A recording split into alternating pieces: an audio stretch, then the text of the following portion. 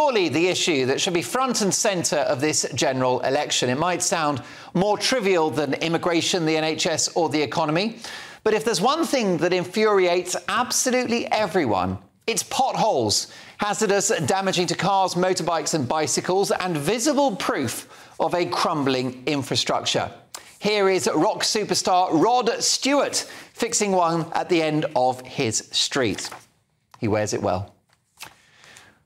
Well, coming to the rescue, it's not Rishi Sunak, Keir Starmer or Ed Davey. It is Mr. Pothole, the world's best-known pothole campaigner who has successfully lobbied for millions of pounds worth of resurfacing works.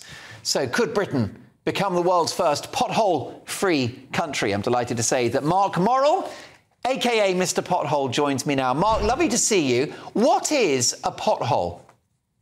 That's a side of a failure in the carriageway. It's a defect. Depending on what council is, depends on the depth you required, but basically 40 millimetres deep and about 300 millimetres in diameter in any place.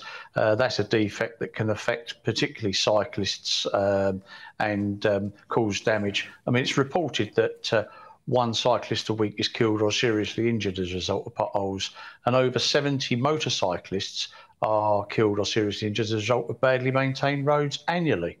Well, indeed, it's not just potholes, is it? I ride a little moped, and it's the long sort of gorge that you get in a road, sometimes a sort of straight line with a gap in the middle, like a valley.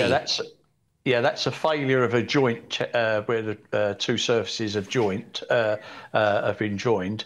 You get failure in there because you get water breaking down. Anywhere there's a joint that allows ingress into the actual defect can cause major problems.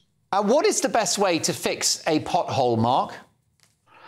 For a permanent repair, you need to actually cut out the area of the pothole plus probably about 300, 400 millimetres around where the defect is, clean it all out, use a tack coat, put in a bituminous hot material, compact it correctly, and overband and seal the edges. That's the best way to do a permanent repair.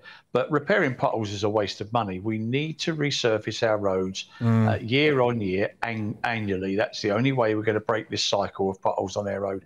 Decades of underinvestment by governments and authorities has led to us having a £16.3 billion carriageway backlog in England and Wales. And we've got over a £6 billion backlog in bridge maintenance. Oh, that's an absolute scandal.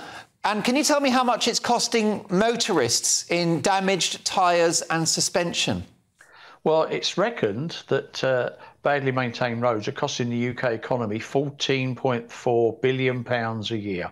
So I can't understand why government and authorities don't understand economically it's better to invest in our roads, do an annual resurfacing programme, rather than being 37th in the world for a G7 nation in terms of our quality of our roads. Let's go up. We should be in the top 10, really. Yeah. It takes some time to do it. And also I've worked with a guy that has been a very good follower of mine for years called Dave Gaster. We worked on a thing called Curing Pothole Britain that gives an insight into what could be done.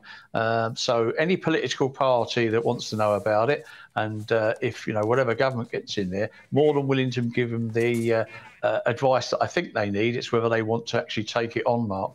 Only a couple of seconds. First of all, you founded National Pothole Day. When is it? That's the 15th of January each year. It's got a life of its own.